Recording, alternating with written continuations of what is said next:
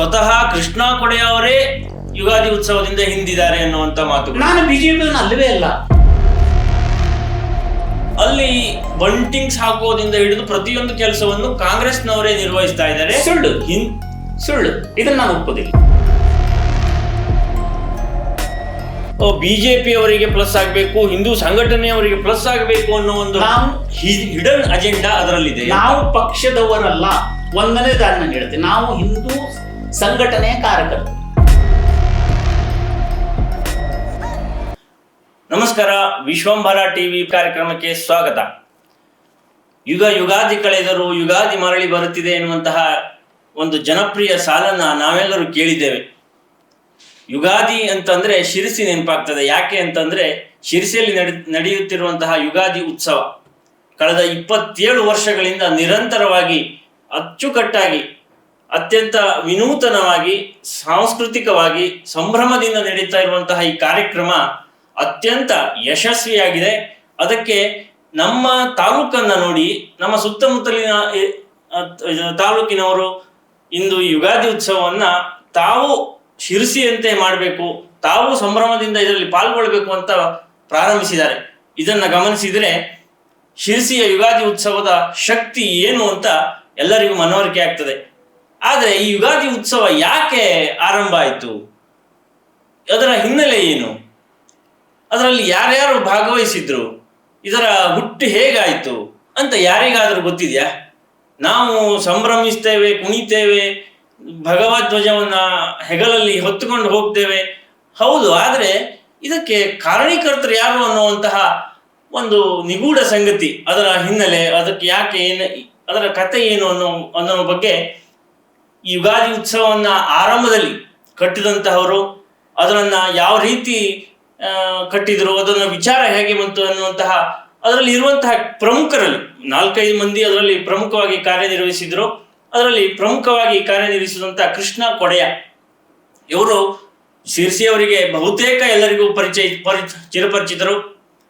ಬಹುತೇಕ ಪ್ರತಿಯೊಬ್ಬರು ಅವರ ಗ್ಯಾರೇಜಿನಲ್ಲಿ ವೃತ್ತಿಪರವಾಗಿ ಅವರು ಗ್ಯಾರೇಜ್ನಲ್ಲಿ ಇದ್ದಾರೆ, ಅವ್ರ ಜೊತೆ ಒಡನಾಟದಲ್ಲಿದ್ದಾರೆ. ಅವರನ್ನ ಬಲ್ಲವರು ಸಾಕಷ್ಟು ಜನ ಇದ್ದಾರೆ. ಆದರೆ ಇವತ್ತು ಈ ಕಾರ್ಯಕ್ರಮಕ್ಕೆ ಅವರು ಬಂದಿದ್ದಾರೆ. ವಿಶ್ವಂಭರ ಟಿವಿಗೆ ಅವರನ್ನ ಹೃತ್ಪೂರ್ವಕವಾಗಿ ಸ್ವಾಗತಿಸ್ತಾ ಇದ್ದೇನೆ. ನಮಸ್ಕಾರ. ವಿಶ್ವಂಭರ ಸುದ್ದಿವಾಹಿನಿಗೆ ಮತ್ತು ಸುದ್ದಿವಾಹಿನಿಯ ವೀಕ್ಷಕರಿಗೆ ಯುಗಾದಿಯ ಶುಭಾಶಯಗಳು ಮತ್ತು ಹೊಸ ವರ್ಷದ ಶುಭಾಶಯಗಳು. ಪ್ರಿಯ ವೀಕ್ಷಕರೇ, ಈ ವಿಡಿಯೋನ ನೋಡೋದಕ್ಕೂ ಮೊದಲು ನಮ್ಮ ಚಾನೆಲ್ ಅನ್ನ ಇನ್ನು ಸಬ್ಸ್ಕ್ರೈಬ್ ಮಾಡ್ಕೊಂಡಿಲ್ಲ ಆದರೆ ತಕ್ಷಣವೇ ಸಬ್ಸ್ಕ್ರೈಬ್ ಮಾಡ್ಕೊಳ್ಳಿ. ಹಾಗೆ ವಿಡಿಯೋ ಇಷ್ಟ ಆಗಿದ್ರೆ ಶೇರ್ ಮಾಡಿ. ನಮಸ್ಕಾರ. ನಮಗೆ ಅತ್ಯಂತ ಸಂತೋಷ ಅನಿಸ್ತಾ ಇದೆ. ನಾವು ವಿಶ್ವವಸು ಸಂವತ್ಸರಕ್ಕೆ ಕಾಲಿಡ್ತಾ ಇದ್ದೇವೆ. ಪ್ರತಿಯೊಂದು ವೀಕ್ಷಕರಿಗೂ ವಿಶ್ವವಸು ಯುಗಾದಿ ಹೊಸ ವರ್ಷ ಹಿಂದೂಗಳ ಹಬ್ಬಕ್ಕೆ ಹೃತ್ಪೂರ್ವಕವಾದಂತಹ ಅಭಿನಂದನೆಯನ್ನ ಸ್ವಾಗತವನ್ನ ಹೇಳ್ತಾ, ಈಗ ಈ ಕಾರ್ಯಕ್ರಮವನ್ನ ನಮ್ಮ ಶಿರಸಿಯಲ್ಲಿ ನಡೀತಾ ಇರುವಂತಹ ಯುಗಾದಿ ಉತ್ಸವವನ್ನ ಹೇಗೆ ಕಟ್ಟಿದ್ರು ಅನ್ನುವಂತಹ ಬಗ್ಗೆ ಕೊಡೆಯವರು ವಿಸ್ತಾರವಾಗಿ ಮಾತಾಡ್ತಾ ಇದ್ದಾರೆ. ಕೊಡೆಯವರೇ, ನಿಮ್ಮ ಉತ್ಸವ ಹೇಗೆ ಆರಂಭ ಆಯಿತು ಅಂತ, ಅಂದ್ರೆ ಈ ಕಲ್ಪನೆ ಅಚಾನಕ್ಕಿ ಬಂದಿದ್ದ ಅಥವಾ ಯಾವ ತರ ಹುಟ್ಟಿತ್ತು ಅಂತ?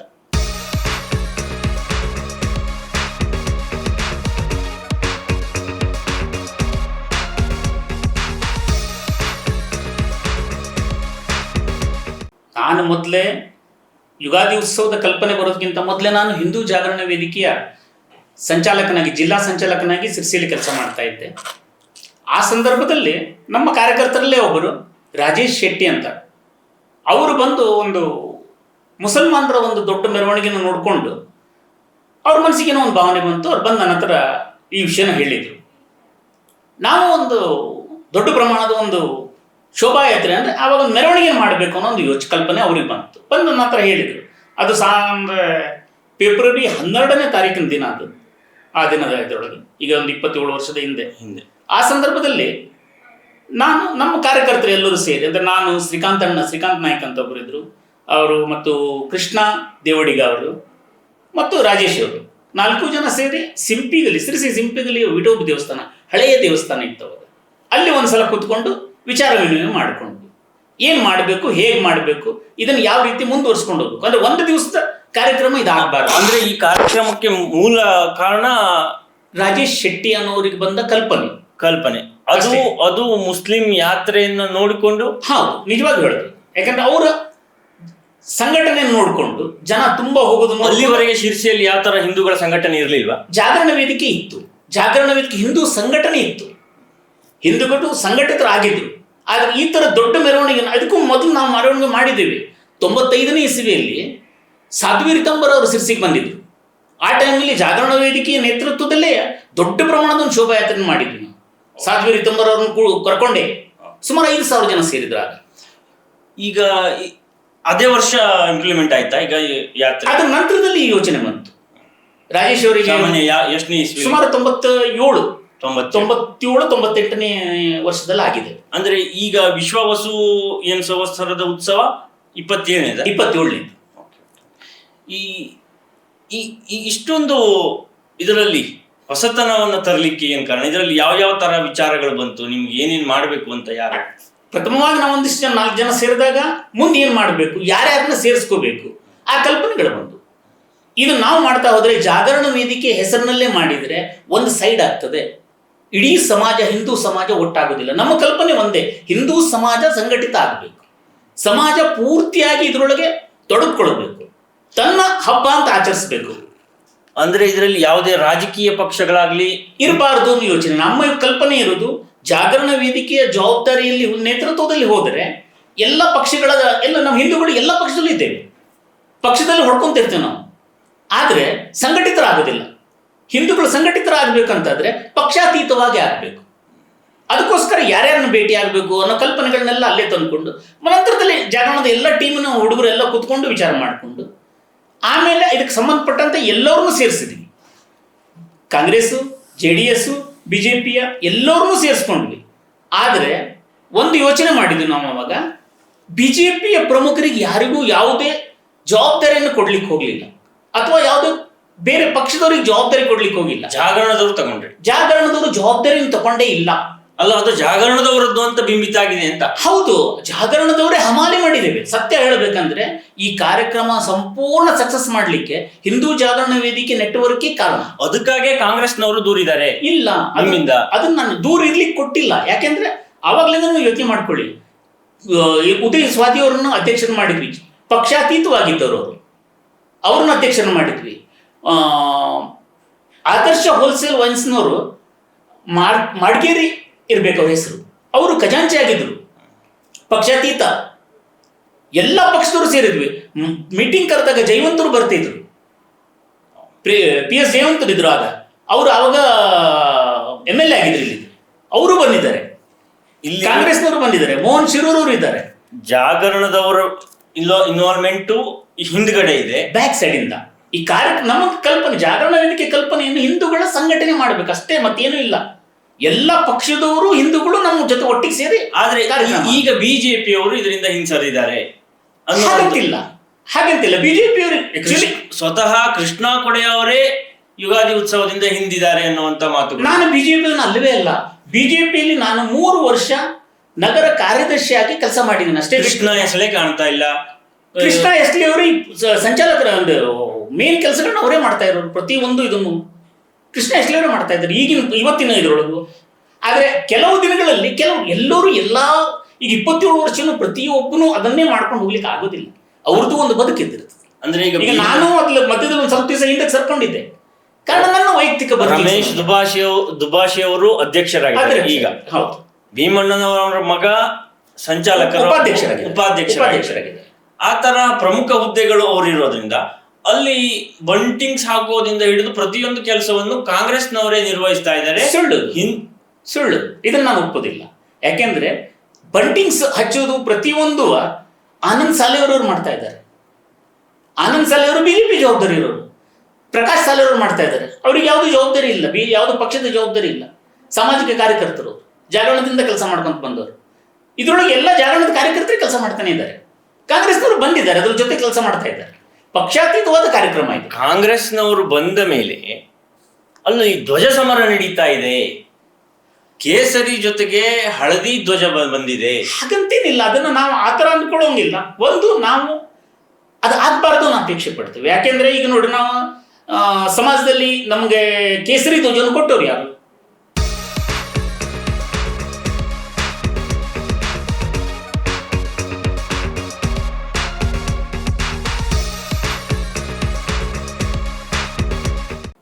ಯಾರು ಕೊಟ್ಟವರಲ್ಲ, ಪುರಾತನ ಕಾಲದಿಂದ ಬಂದಿತ್ತು. ಅದೇ ಇರಬೇಕು ಅನ್ನೋದನ್ನ ಅಪೇಕ್ಷೆ ನಮ್ದು. ಅಲ್ಲ, ಈಗ ಎಲ್ಲ ಬಣ್ಣಗಳು ಒಂದೇ ಆಗಿರುವಾಗ ಕೇಸರಿ ಒಂದೇ ಇರಬೇಕು ಅನ್ನುವಂತ ಹಠ ಯಾಕೆ? ಅದು ಬಿಜೆಪಿ ಅವರಿಗೆ ಪ್ಲಸ್ ಆಗಬೇಕು, ಹಿಂದೂ ಸಂಘಟನೆಯವರಿಗೆ ಪ್ಲಸ್ ಆಗಬೇಕು ಅನ್ನೋ ಒಂದು ಹಿಡನ್ ಅಜೆಂಡಾ ಅದರಲ್ಲಿದೆ. ನಾವು ಪಕ್ಷದವರಲ್ಲ, ಒಂದನೇದಾಗಿ ನಾನು ಹೇಳ್ತೇನೆ, ನಾವು ಹಿಂದೂ ಸಂಘಟನೆಯ ಕಾರ್ಯಕರ್ತರು. ಪಕ್ಷ ಯಾವುದೇ ಇರಬಹುದು, ನಮಗದು ಸಂಬಂಧನೇ ಇಲ್ಲ. ರಾಜಕೀಯವಾಗಿ ಯಾರು ಆರಿಸಿ ಬರ್ತಾರೋ ಯಾರು ಬಿಡ್ತಾರೋ ಅದು ಅವ್ರವ್ರಿಗೆ ಬಿಟ್ಟಿದ್ದು, ನಾವು ಅದನ್ನು ಯೋಚನೆ ಮಾಡೋದಿಲ್ಲ. ನಮ್ಮ ಕಲ್ಪನೆ ಇರುವುದು ಹಿಂದೂ ಸಮಾಜ ಸಂಘಟಿತ ಆಗಬೇಕು, ಯುವ ಜನತೆ ಇದನ್ನ ಮುಂದೆ ನಡೆಸ್ಕೊಂಡು ಹೋಗ್ಬೇಕು, ಯುವ ಜನತೆಯನ್ನು ಕರ್ಕೋಬೇಕು ಅನ್ನೋ ಯೋಚನೆ. ಒಮ್ಮೆ ಹಳದಿ ಧ್ವಜಕ್ಕೆ ಅವಕಾಶ ಕೊಟ್ರೆ ಏನ್ ತಪ್ಪು? ತಪ್ಪು ನಾನು ಹೇಳೋದಿಲ್ಲ. ಈಗ ನಾನು ಹೇಳೋದು ಏನಂದ್ರೆ, ನನ್ನ ಕಲ್ಪನೆ ಅದು ಅಷ್ಟೇ ಅಲ್ಲದೆ ಅದು ಸಮಾಜದ ಕಲ್ಪನೆನು. ಈಗ ಮೊನ್ನೆ ಕುಂಭಮೇಳ ನಡೀತು, ಅಲ್ಲಿ ಯಾವುದಾದ್ರೂ ಬೇರೆ ಬಣ್ಣನ ನೋಡಿದ್ವ ನಾವು? ಕಣ್ಣು ಹಾಯಿಸಿದಷ್ಟು ದೂರ ತನಕ ಕೇಸರಿನೇ ಇತ್ತಲ್ಲ. ಹಾಗಿರುವಾಗ ನಾವು ಅದನ್ನ ಯಾಕೆ ಒಪ್ಕೋಬಾರ್ದು? ಈಗ ಮಾಡಿದಲ್ಲ, ನಾವು ಕೇಸರಿ ಮಾಡಬೇಕು ಅಂತ ನಾವು ಹೇಳ್ತಾ ಇಲ್ಲ. ಪುರಾತನ ಕಾಲದಿಂದ ನಮ್ಮ ಋಷಿಮುನಿಗಳು ಕೊಟ್ಟಿದ್ದು ಆ ಕೇಸರಿ. ಸ್ವಾಮಿ, ಕೇಸರಿ ಧ್ವಜ ಭಗವದ್ ಧ್ವಜ, ಅರುಣ ಧ್ವಜ ಅದು. ಈಗ ಕೆಲವರು ಹಳದಿ ಜೊತೆಗೆ ನಾವು ನೀಲಿಯನ್ನು ಹಾರಿಸ್ತೇವೆ, ಈ ಹಸಿರನ್ನು ಹಾರಿಸ್ತೇವೆ, ಅಂತಹ ಬೇಡಿಕೆಗಳು ಬಂದ್ರೆ ಏನ್ ಮಾಡೋದು? ಒಂದು ಯಾವುದೇ ಒಂದು ರಬ್ಬರ್ ಅನ್ನ ಜಾಸ್ತಿ ಎಳೆಯೋದಕ್ಕೆ ಬರುದಿಲ್ಲ. ಒಂದು ಲೆವೆಲ್ ತನಕ ಎಳಿಬಹುದು, ಆಮೇಲೆ ಹರಿದೇ ಹೋಗ್ತದೆ. ನಾವು ಹರಿಲಿಕ್ಕೆ ಕೊಡಬಾರ್ದು.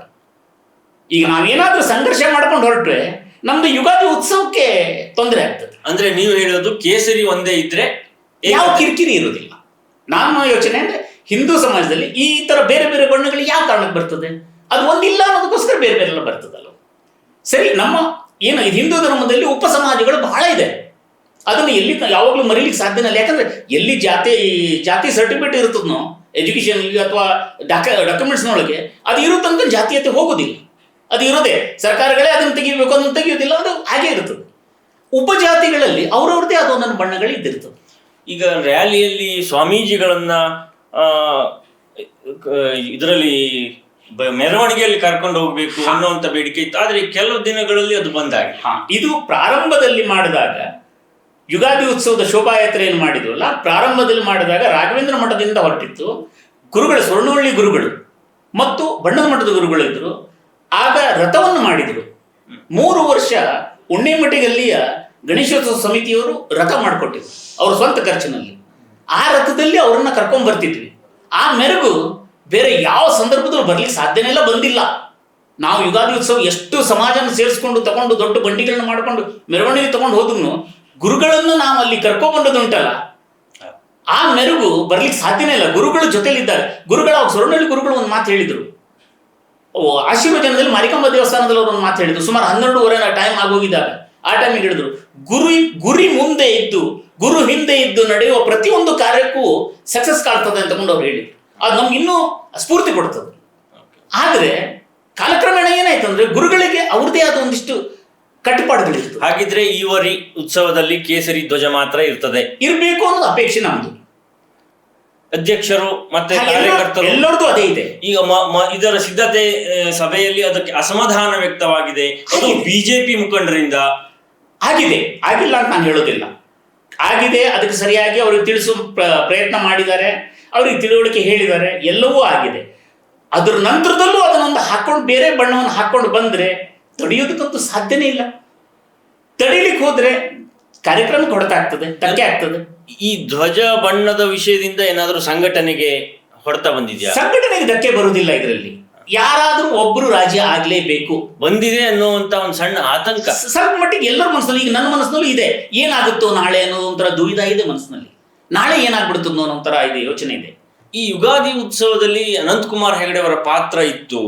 ಹೌದು, ಅನಂತಕುಮಾರ್ ಹೆಗಡೆ ಅವರು ಅದರೊಳಗೆ ಇನ್ವಾಲ್ವ್ಮೆಂಟ್ ಏನೂ ಇರಲಿಲ್ಲ. ಅವರು ನಾವು ಜಾಗರಣದಲ್ಲಿ ಇದ್ವಿ, ಅವರು ಜಾಗರಣದಿಂದನೇ ಬಂದವರು. ಅವರನ್ನು ನೋಡಿ ನಾವು ಜಾಗರಣಕ್ಕೆ ಬಂದವರು. ಆಗ ನಾವು ಅವ್ರನ್ನ ಕೇಳಿದಾಗ ಈ ವಿಷಯದ ಬಗ್ಗೆ ಅವ್ರ ಹತ್ರನೂ ಹೇಳಿದ್ವಿ. ಅವು ಈಗ ಜಾಗರಣದಲ್ಲಿ ನಾವೇನು ನೋಡ್ತೇವಲ್ಲ, ಒಂದು ಸಿಂಬಲ್ ನೋಡ್ತೇವೆ. ಅಖಂಡ ಭಾರತ ಇದೆ, ಒಂದು ತ್ರಿಶೂಲ ಇದೆ, ಒಂದು ಭಗವಧ್ವಜ ಇದೆ. ಆ ಸಿಂಬಲ್ ಕೊಟ್ಟವರು ಅನಂತಕುಮಾರ್ ಹೆಗಡೆ ಅವರೇ ಬಿಡಿಸಿದ ಆ ಚಿತ್ರ. ಅದನ್ನೇ ಇಲ್ಲಿ ತನಕ ನಾವು ಉಪಯೋಗಿಸ್ತಾನೆ ಅಂದ್ರೆ ಅಖಂಡ ಭಾರತದ ಧ್ವಜವನ್ನ ಅಖಂಡ ಭಾರತದ ಕಲ್ಪನೆ ಮತ್ತು ಭಗವದ್ ಧ್ವಜದ ರಕ್ಷಣೆ ಇದರ ಚಿತ್ರಣ. ಯಾಕಂದ್ರೆ ಅಖಂಡ ಭಾರತ ಇದೆ. ಅನಂತಕುಮಾರ್ ಹೆಗಡೆ ಅವರು ಈಗ ಸಂಸದರಾಗಿಯೂ ಇಲ್ಲ, ಹಿಂದೂ ಸಂಘಟನೆಯಿಂದನೂ ಹಿಂಸರಿದಿದ್ದಾರೆ, ಅವರು ಕಾರ್ಯಕರ್ತರಿಂದ ದೂರ ಆಗಿದ್ದಾರೆ. ಅದು ಒಂದು ಈ ಸಂಘಟನೆಯ ದುರ್ಬಲಗೊಳ್ಳಿಕ್ಕೆ ಕಾರಣವ ಅಂತ. ಸಂಘಟನೆ ದುರ್ಬಲ ಆಗ್ಲಿಕ್ಕೆ ಕಾರಣ ಅಂತಲ್ಲ, ಸಂಘಟನೆ ಬಹಳ ದಿನ ಹಿಂದೆ ದುರ್ಬಲ ಆಗಿದೆ. ಜಾಗರಣ ವೇದಿಕೆ ಸ್ವಲ್ಪ ಮಟ್ಟಿಗೆ ಹಿಂದಕ್ಕೆ ಸರಿದಿದೆ, ಕಡಿಮೆ ಆಗಿದೆ, ವೀಕ್ ಆಗಿದೆ. ಯಾಕೆ ಕಾರಣ ಅಂದ್ರೆ ರಾಜಕೀಯವಾಗಿ ನಾವು ಕೆಲಸ ಮಾಡಿದ್ದೇ ದೊಡ್ಡ ತಪ್ಪು. ನಾವು ಸಮಾಜದ ಕೆಲಸ ಮಾಡಬೇಕಿತ್ತು ಜಾಗರಣ ವೇದಿಕೆ ಕಾರ್ಯಕರ್ತರು, ರಾಜಕೀಯವಾಗಿ ದುಡಿದವಲ್ಲ, ಅಲ್ಲಿಂದ ನಾವು ಒಂದ್ ಸೈಡ್ ಆಗ್ಬಿಟ್ವಿ. ಎಲ್ಲೋ ಬಿಜೆಪಿ ನಿಮ್ಮನ್ನ ಬಳಸ್ಕೊಂತು ಅಂತ. ಬಳಸ್ಕೊಂತು ಅನ್ನೋದಕ್ಕಿಂತ ನಾವು ಅವ್ರ ಜೊತೆ ತೊಡಸ್ಕೊಂಡ್ಬಿಟ್ವಿ. ಯುಗಾದಿ ಉತ್ಸವನು ರಾಜಕೀಯ ಲಾಭಕ್ಕೋಸ್ಕರನ? ಇಲ್ಲ, ಇದ್ರೊಳಗೆ ಯಾವುದು ರಾಜಕೀಯ ಇಲ್ಲ, ರಾಜಕೀಯ ಪ್ರೇರಿತ ಇಲ್ವೇ ಇಲ್ಲ. ಯಾಕಂದ್ರೆ ಎಲ್ಲ ರಾಜ್ಯದ ಪಕ್ಷದವರು ಸೇರ್ತಾರೆ ಇದ್ರೊಳಗೆ.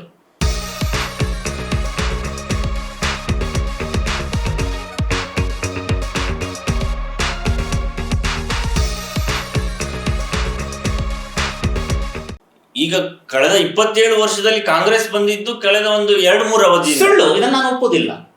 ಜಯವಂತ್ ಅವರು ಅವಾಗ JDS ನಲ್ಲಿ ಇದ್ದಾಗಲೂ ಬಂದಿದ್ರು. ಮೋಹನ್ ಶಿರೂರವರು ಮೀಟಿಂಗಿಗೆ ಬರ್ತಿದ್ರು. ಅವರು ಕಾಂಗ್ರೆಸ್ನವರು ಊಟ ಕಾಂಗ್ರೆಸ್ಸಿಗರು. ಎಷ್ಟು ಜನ ಕಾಂಗ್ರೆಸ್ಸಿಗರು ಇಲ್ಲ ಅದರೊಳಗೆ? ಬಹಳ ಜನ ಕಾಂಗ್ರೆಸ್ಸಿಗರು ಇದ್ರ ಜೊತೆಲಿ ಯುಗಾದಿ ಉತ್ಸವದ ಮೆರವಣಿಗೆ. ಭೀಮಣ್ಣವರು ಈಗ ಬಂದಿಲ್ಲ, ಮೊದಲಿಂದನೂ ಬರ್ತಾ ಇದ್ದಾರೆ. ಅನಂತಕುಮಾರ್ ಅವರನ್ನು ಕರಿತಿರ್ಬಹುದಲ್ಲ ನೀವೆಲ್ಲ ಕೇಳಿ? ಕರಿತೇವೆ, ಅವರಿದ್ರೆ ಬರ್ತಾರೆ. ಅವರು ಒಂದೇ ಊರಿನೊಳಗೆ ಇದ್ದಿದ್ರೆ ಡೆಫಿನೆಟ್ ಬರ್ತಾರೆ. ನಾವು ಕರೆದಿರ್ತೀವಿ, ವಿಷಯ ತಿಳಿಸ್ತೀವಿ, ಅವ್ರಿಗೆ ಗೊತ್ತಿದೆ ವಿಷಯ. ಯಾಕಂದ್ರೆ ಅವರಿಂದನೇ ಪ್ರೇರಣೆ ತಗೊಂಡು ನಾವು ಕೆಲಸ ಮಾಡಿದ್ರೆ ಇವರ ಯುಗಾದಿ ಉತ್ಸವ ಅತ್ಯಂತ ಯಶಸ್ವಿಯಾಗಿ ಆಗ್ತದೆ. ಅಭೂತಪೂರ್ವ, ಯಾವುದೇ ಗೊಂದಲ ಇಲ್ಲದೆ ಆಗೋದಿಲ್ಲ. ಗೊಂದಲ ಆಗ್ಲಿಕ್ಕೆ ನಾವು, ಯಾಕಂದ್ರೆ ಸಮಾಜದ ಜನ ಗೊಂದಲ ಆಗದಿದ್ದಾಗ ನೋಡ್ಕೊಂಡು ಹೋದ್ರೆ ಯಾವ ಗೊಂದಲನೂ ಆಗೋದಿಲ್ಲ. ಗೊಂದಲಕ್ಕೆ ಸಾಧ್ಯತೆನೇ ಇಲ್ಲ ಇದರೊಳಗೆ.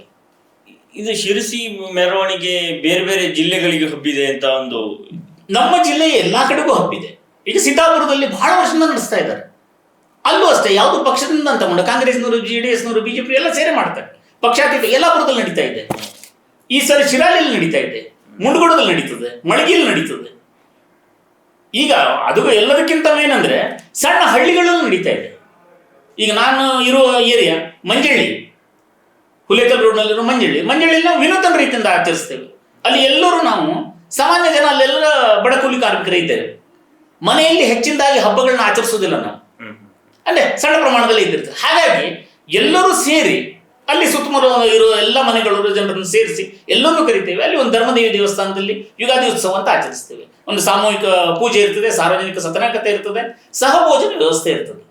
ಮೂಲ ಸಂಸ್ಥಾಪಕರು ಅಂತ ಏನಿದಿರಲ್ಲ ಈ ಉತ್ಸವದಲ್ಲಿ, ಅವರನ್ನ ಕಡೆಗಣನೆ ಮಾಡಲಾಗಿದೆಯಾ? ಇಲ್ಲ. ಈಗ ಮೂಲ ಪ್ರಾರಂಭ ಮಾಡಿದವರಲ್ಲಿ ರಾಜೇಶ್ ಅವರು ಇದ್ದಾರೆ, ಶ್ರೀಕಾಂತ್ ನಾಯ್ಕರು ಇದ್ದಾರೆ. ಕಳೆದ ಅವಧಿಯಲ್ಲಿ ಶ್ರೀಕಾಂತ್ ನಾಯ್ಕರೇ ಅಧ್ಯಕ್ಷರಾಗಿದ್ದರು. ಅದಕ್ಕಿಂತ ಹಿಂದಿನ ಅವಧಿಯಲ್ಲಿ ನಾನೇ ಅಧ್ಯಕ್ಷನಾಗಿದ್ದೆ, 3 ವರ್ಷ ಅಧ್ಯಕ್ಷನಾಗಿದ್ದೆ. ಮೊದಲು 1 ವರ್ಷ ಕೊರೋನಾ ಬಂದಿದ್ರಿಂದ ವಿಜೃಂಭಣೆಯಿಂದ ಆಚರಿಸಲಿಕ್ಕೆ ಆಗಲಿಲ್ಲ. ಇಂಡೋರ್ ಅಷ್ಟೇ ಕಾರ್ಯಕ್ರಮ ಮಾಡಿದ್ವಿ, ಮಾರಿಕಮ್ಮ ದೇವಸ್ಥಾನದಲ್ಲಷ್ಟೇ ಕಾರ್ಯಕ್ರಮ ಮಾಡಿದ್ವಿ. 3 ವರ್ಷ ನಾನಾಗಿದ್ದೀನಿ. ಪ್ರತಿಯೊಬ್ಬರು ಚಾರಣದ ಜೊತೆಲಿ ಇದ್ದವರು ಇದ್ದಾರೆ, ಮೂಲ ಇದ್ದವರು ಇದ್ದಾರೆ. ಕೃಷ್ಣ ಎಸ್ಲಿ ಅವರು ಇದ್ದಾರೆ, ಈ ಸರಿ ಕೆಲಸ ಮಾಡ್ತಾನೆ ಇದ್ದಾರೆ, ಆಕ್ಟಿವ್ ಆಗಿ ಕೆಲಸ ಮಾಡ್ತಾ ಇದ್ದಾರೆ. ಇಷ್ಟು ವರ್ಷ ಅದನ್ನ ತೇರಿ ಎಳ್ಕೊಂಡು ಬಂದಿದ್ದಾರೆ ಅವರು ಜೊತೆಲಿದ್ದು.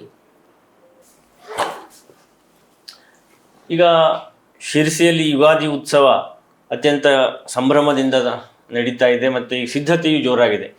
ನೀವು ಬೈಕ್ ರ್ಯಾಲಿಯನ್ನು ದೊಡ್ಡ ಪ್ರಮಾಣದಲ್ಲಿ ಮಾಡ್ತೀರಿ, ಅದರ ಉದ್ದೇಶನ ಏನು? ಮುಸ್ಲಿಮರಲ್ಲಿ ಭಯ ಹುಟ್ಟಿಸ್ಬೇಕು ಅನ್ನೋ ಉದ್ದೇಶನ ಅಥವಾ ಯಾವ ಉದ್ದೇಶ ಅಂತ? ನಮಗೆ ಸಂಘಟಿತರಾಗಬೇಕು ಅನ್ನೋದು ಒಂದೇ ಉದ್ದೇಶ ಬಿಟ್ಟು ಬೇರೆ ಯಾರಿಗೂ ಭಯ ಹುಟ್ಟಿಸೋ ಯೋಚನೆ ನಮ್ಗೆ ಯಾರಿಗೂ ಇಲ್ಲ. ಯಾಕಂದ್ರೆ ಮುಸಲ್ಮಾನರು, ನಾವು ಅಂದ್ಕೊಂಡ ಹಾಗೆ ಮುಸಲ್ಮಾನರು ಏನು ಯಾವುದೋ ದೇಶದಿಂದ ಬಂದವರಲ್ಲ ಈಗಿರೋರು. ಅವರ ಪೂರ್ವಜರು, ಅವರ ಅಜ್ಜ ಮುತ್ತಜ್ಜ ಅವ್ರನ್ನ ಹುಡುಕ್ತಾ ಹೋದ್ರೆ ರಾಮಕೃಷ್ಣ ವಂಶಸ್ಥರೇ ಅವರು. ಈ ಭೂಮಿಯಲ್ಲಿ ಇರೋ ಪ್ರತಿಯೊಬ್ಬ ಮುಸಲ್ಮಾನರು ಹಿಂದೂನೇ, ಇದನ್ನು ನಾವು ಒಪ್ಕೊಂತೇವೆ. ಅವ್ರನ್ನ ಯಾರನ್ನು ಭಯಪಡಿಸೋ ಅವಶ್ಯಕತೆ ನಮ್ಗೆ ಇಲ್ಲವೇ ಇಲ್ಲ. ಯುಗಾದಿ ಉತ್ಸವದ ಸೂಚನೆ ಇದೇ ರೀತಿಯೇ ಇರ್ತದೆ. ಯಾವುದೇ ಕಾರಣಕ್ಕೂ ಶಬ್ದ ಮಾಲಿನ್ಯ ಮಾಡಬಾರ್ದು, ಅನವಶ್ಯಕ ಹಾರ್ನ್ ಹೊಡೆಯೋದು, ಅನವಶ್ಯಕ ರೇಸ್ ಮಾಡೋದು ಇವನ್ನು ಮಾಡಬಾರ್ದು. ಕೇಸರಿ ಧ್ವಜವನ್ನು ಹಾಕಿರಬೇಕು ಗಾಡಿಗೆ, ಮತ್ತು ಕೇಸರಿ ಶಾಲ್ ಹೊಂದಿರಬೇಕು. ಪ್ರತಿಯೊಬ್ಬ ಗಾಡಿ ಚಾಲನೆ ಮಾಡುವವನು ಲೈಸೆನ್ಸ್ ಹೊಂದಿರಬೇಕು. ಇದು ನಮ್ಮ ಸೂಚನೆ ಇದ್ದಿರ್ತದೆ. ಅಷ್ಟು ಇದ್ದುಕೊಂಡು ಶೋಭಾಯಾತ್ರೆ ಏನು ಯುಗಾದಿಯ ಬೈಕ್ ರ್ಯಾಲಿಯಲ್ಲಿ ಪಾಲ್ಗೊಳ್ಬೇಕು ಮತ್ತು ಶಾಂತವಾಗಿರಬೇಕು. ಎರಡು ಲೈನಿನಲ್ಲೇ ಬರಬೇಕು. ಈ ಸಿದ್ಧತೆಗಳು ಎಲ್ಲವೂ ನಡೀತಾ ಇದೆ. ಇಲ್ಲಿಯವರೆಗೆ ಕೃಷ್ಣ ಕೊಡೆಯವರು ನಮ್ಮ ಜೊತೆ ಇದ್ದಾರೆ. ಸಾಕಷ್ಟು ಸಂಗತಿಗಳನ್ನು ಅವರು ಹಂಚಿಕೊಂಡಿದ್ದಾರೆ, ತಮ್ಮ ಅನುಭವಗಳನ್ನು ಹಂಚಿಕೊಂಡಿದ್ದಾರೆ. ವಿಶ್ವಂಬರ ಟಿವಿಯ ಜೊತೆಗೆ ಅವರು ಇನ್ನಷ್ಟು ಮಾಹಿತಿಯನ್ನು ವೀಕ್ಷಕರಿಗೆ ನೀಡಲಿಕ್ಕಿದ್ದು ಮುಂದಿನ ಸಂಚಿಕೆಯಲ್ಲಿ ವೀಕ್ಷಿಸೋಣ. ಧನ್ಯವಾದ. ಅತ್ಯಂತ ಹೃತ್ಪೂರ್ವಕ ಧನ್ಯವಾದಗಳು. ನಮ್ಮ ಚಾನಲ್ಗೆ ಬಂದು ತಮ್ಮ ಅಭಿಪ್ರಾಯವನ್ನು ಹಂಚಿಕೊಂಡಿದ್ದೀರಿ.